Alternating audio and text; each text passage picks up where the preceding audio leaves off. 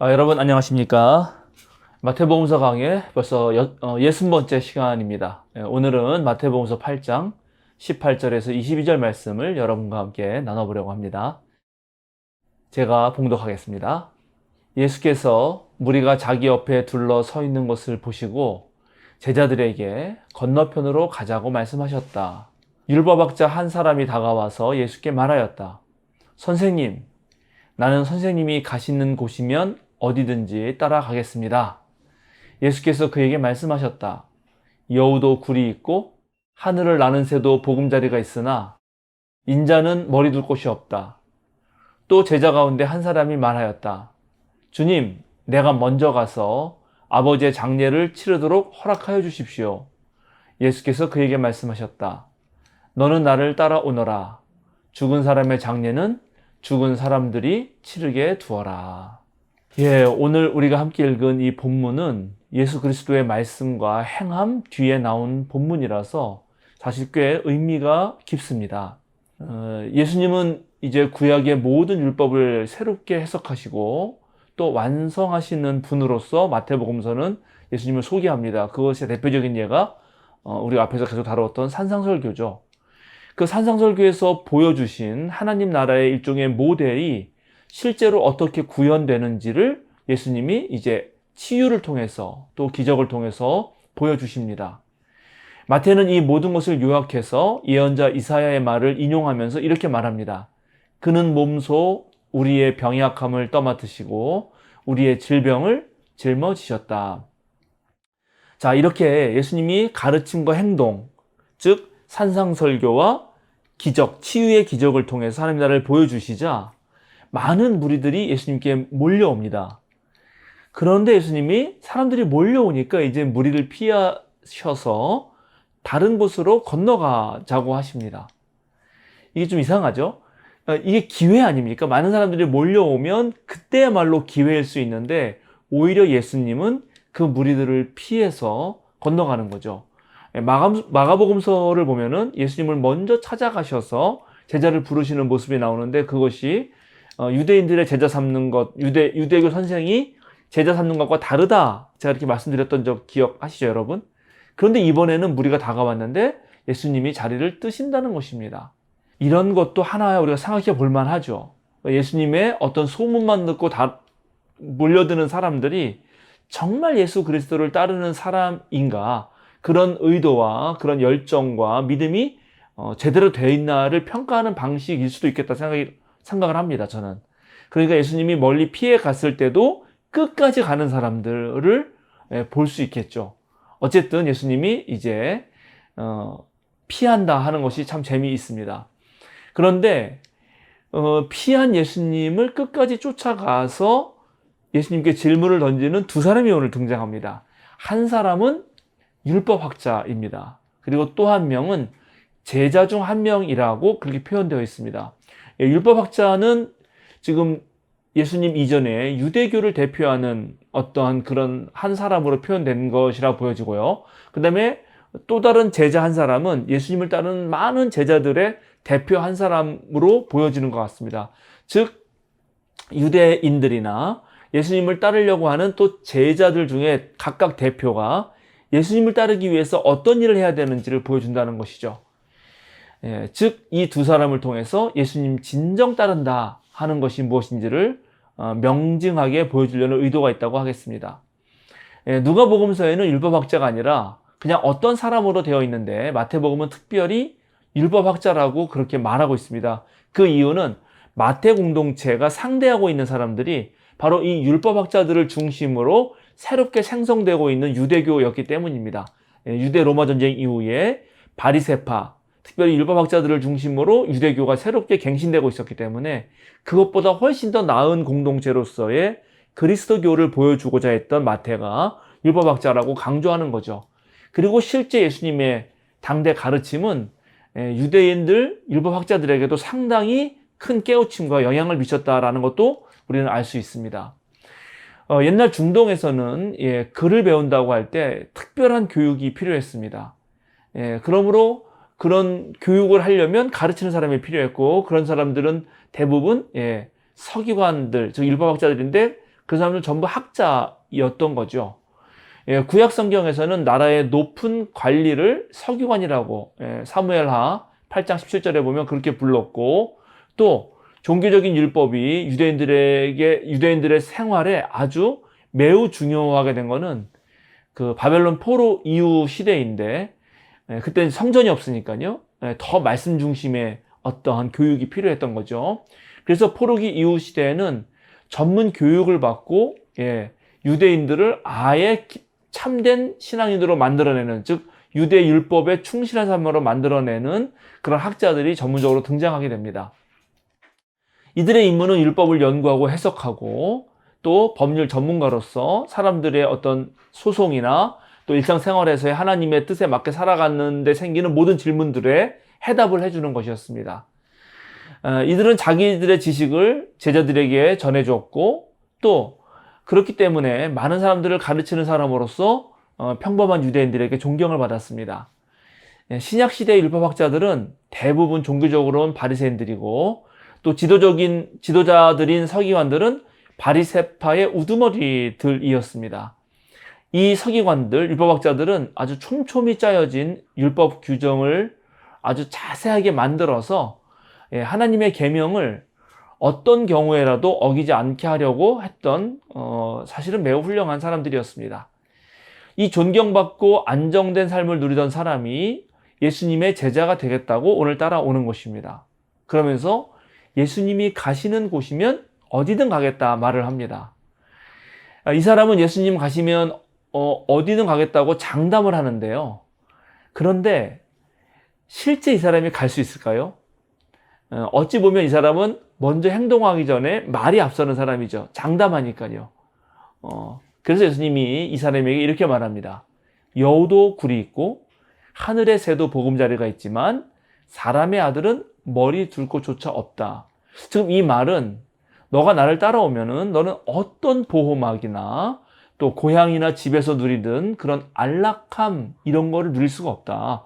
너 그 모든 것을 포기할 수 있겠냐 하는 물음입니다. 당시 율법학자들은 백성들에게 존경을 받았기 때문에 그에 따른 대우도 받았고 또 안락한 삶도 누릴 수 있었는데 너 과연 그것을 포기할 수 있겠느냐라고 말한 것이죠. 즉 예수님을 따른다는 것은 어떤 안정도 기대하지 못하는 그 불확실성으로 뛰어드는 것인데 과연 이 사람이 이것을 감당할 수 있을까요? 혹시 앞뒤 생각 없이 너무나 말이 앞선 건 아니었을까요? 한번 우리도 생각해 볼 문제라고 생각합니다. 이제 두 번째 등장하는 사람은 예수님의 제자라고 표현됩니다. 그래서 예수님의 제자니까 예수님을 따르죠. 제자의 가장 큰 특징은 스승을 따르는 것입니다. 스승이 앞을 걸어가면 그 뒤를 따르는 사람들이 제자의 특성이었습니다. 그래서 이 사람은 예수님을 따르겠다고 했는데 그런데 먼저 아버지의 장례를 치르고 나서 따르겠다고 말을 합니다. 그런데 예수님은 여기서 아주 강력한 권고를 하면서 죽은 사람의 장례는 죽은 사람이 치르게 두고 너는 나를 따라오너라 라고 그렇게 말합니다. 근데 이 말씀은 좀 과격해 보입니다. 특히 우리나라처럼 육아 전통이 강하고 부모 자식 간의 효도와 또 자식 사랑과 효도의 이 관계를 통해서 어떤 되게 중요한 사회적 윤리를 만들어 온 동양 사회에서 아버지가 돌아가셨는데 장례는 다른 사람에게 맡기고 넌 나를 따르라고 하는 말은 과해 보이기도 합니다. 실제로 유대 사회에서도 죽은 사람을 장사 지내는 일은 바리새인에 있어서는 최고의 선행으로 간주되었습니다. 우리 성경, 개신교 성경에 없지만 그 카톨릭 성경에 있는 토빗서 같은 데 잘 나옵니다. 아버지의 장례를 치르는 것은 출애굽기 20장 12절 내 부모를 공경하라는 말씀에 따라서 아버지에 대한 자식이 가장 중요하게 해야 될 의무 중에 하나였습니다. 그리고 부모는 살아계신 하나님의 형상이다라고 하는 유대 격언도 있었습니다. 이 정도로 특별히 제사장과 하나님께 바쳐진 나실인을 제외하고는 누구든지 아버지의 장례에는 반드시 참여해야 했습니다. 예수님도 물론 이런 율법을 알고 있었죠. 그럼에도 불구하고 나를 따라오라고 명령하셨던 것입니다. 문자 그대로 읽으면 이것은 매우 파격적인 이야기입니다. 당대의 예절, 또 경건한 유대인으로서 지켜야 할 어떤 그 율법까지도 무시한 처사였습니다. 오늘도 그렇겠죠, 사실은. 오늘날도 이것은 매우 과격한 발언입니다. 물론 대다수의 주석은 하나님 나라의 긴박성이, 그리고 하나님 나라가 워낙 중요했기 때문에 이렇게 말한 것이다, 이렇게 주석을 달고 있지만, 우리가 조금 더 이 말씀을 한번 생각해 보시죠. 사실 오늘 예수님이 죽은 자들에게 맡겨라, 장례는 죽은 자들에게 맡겨라, 이렇게 말을 하고 있는데, 사실 죽은 자들은 죽은 자를 장례할 수 없지 않습니까? 죽은 자의 장례를 치르는 것은 산 사람이 하는 일이죠. 그러니까 예수님의 이 말씀은 죽은 자들로 하여금 죽은 자의 장례를 치르게 하라 하는 말이 단순히 문자적인 의미만 아닐 거라고 우리 생각해 볼 수 있습니다. 더 다른 상징이 있을 거라고 생각해 보는 것이죠. 예수님의 이 말씀은 진정으로 산다는 것, 그리고 죽는다는 것이 무엇인가를 다시 한번 생각해 보게 만든다 하는 것입니다. 죽음에 대한 일은 죽은 자에게 맡기고 너는 나를 따라오라고 하면서 하시는 말씀은, 지금 우리가 하는 모든 일이 죽음과 관련된 일인가, 아니면 생명과 관련된 일인가를 다시금 생각해 보게 만듭니다. 즉, 무엇이 더 소중한가, 무엇이 더 시급한가, 무엇이 더 생명 살림에 가까운 일인가. 나는 지금 뭔가를 열심히 하고 있지만 그것이 오히려 나를 살리는 일이 아니라, 우리 사회를 살리는 일이 아니라, 우리 가족과 우리의 모든 이웃들을 살리는 일이 아니라, 오히려 그저 죽은 것들이나 돌보는, 오히려 죽음에 가까운 일은 아니었는가? 이렇게 묻게 하는 것입니다. 죽은 일을 기억한다는 것은 어찌 보면 과거에 묶인 일들이라고 그렇게 생각해 볼 수도 있습니다. 현재의 생명을 살리는 일보다 이미 죽어버린 것에 관심하는 것이 과연 옳은가? 이렇게 물을 수도 있는 것이죠. 오늘 예수님 말씀 중에서 우리가 기억해야 될 것, 오늘 제가 제목을 너는 나를 따라오너라 이렇게 달았는데요. 정말 오늘날 가장 중요한 것이 무엇인가 우리는 깊이 생각해 봐야 됩니다. 진짜 선생을 만났다면 그 기회를 놓쳐서는 안 되죠. 저도 뒤늦게 다시 공부를 해서 대학을 2번 갔습니다. 첫 번째는 제가 국어교육을 전공했고, 나중에는 신학을 전공했는데 학부를 2번이나 갔습니다. 당연히 재수를 했죠. 재수를 하면서 제가 정말 잊지 못하는 선생님 한 분을 만났는데, 수학 선생님이셨습니다. 너무나 잘 가르치시는 거예요. 근데 그 수학 선생님이 하시는 말씀이, 너희는 내가 강원도에서 가르쳐도 너희는 강원도까지 날 따라와야 된다. 왜냐하면 이렇게 가르치는 사람은 나밖에 없으니까. 25이나 되어서 뒤늦게 공부를 했던 저에게는 그 말이 정말 옳다라는 생각이 들었습니다. 왜냐하면 이렇게 가르치는 분은 저도 이분밖에 못 봤기 때문이죠. 그러니까 이분이 어딜 있든지 제가 정말 빠른 시간 내에 이렇게 수학을 깊이 있고 제대로 배우려면 무조건 그 선생님을 따라가야 했던 것입니다.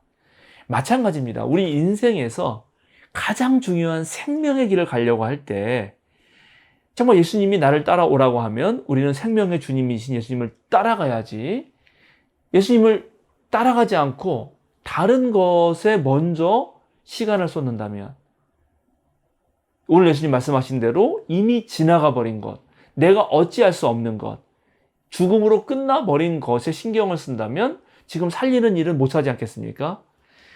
그래서 오늘 말씀은, 율법학자가 되었든 아니면 지금 제자가 되었든, 예수님이 직접 자기를 찾아오는 많은 무리들을 피해서 도망간 거기까지 따라갔다면 그거는 정말 귀중한 뭔가를 찾아서 갔을 텐데, 그런 사람들에게도 가장 중요한 것이 무엇이냐, 그리고 가장 중요한 것을 발견했다면, 정말 생명을 살리는 길을 발견했다면 결단이 필요한 거 아니냐 하는 말씀이라고 생각합니다. 실제로 마태 공동체, 마태 교회를 세운 사람들은 예수님에게서 가장 중요한 것을 발견한 것이고, 그 가장 중요한 것을 발견한 다음에 이들이 했던 놀라운 헌신들이, 그리고 놀라운 도전들이 지금의 그리스도교를 만들었고 당시의 사회를 변혁했다라고 볼 수 있겠습니다. 우리가 오늘날도 이 자본주의 사회에서 또 여러 가지로 불합리하고 또 사회적 약자들이 더 고난당하는 사회에서 우리가 좀 더 중요한 일, 좀 더 생명을 살리는 일을 하고자 한다면 정말 중요한, 그리고 우리에게 스승이 되시는 분을 찾아서, 그리고 그분을 따라서 결단하고 헌신해야 될 거라고 생각합니다. 우리의 신앙이 너무 가볍고 너무 천박하고 욕망에 휘둘리는 정도의 신앙이 아니라 정말 깊이 있는 신앙이 되면 좋겠다고 생각합니다. 예, 오늘 마태복음서 60강 강의는 여기서 마치겠습니다. 그러면 여러분 다음 시간에 또 뵙도록 하겠습니다. 매번 말씀드리지만 이 강의가 여러분에게 도움이 되신다면 많은 분들에게 소개해 주시고 또 우리 생명사람교회 유튜브도 구독하도록 그렇게 좀 도와주셔서 다른 좋은 신학 영상들도 많이 많이 퍼져갈 수 있도록 여러분이 함께 힘써 주셨으면 고맙겠습니다. 자, 그럼 다음 시간에 또 뵙도록 하겠습니다. 감사합니다.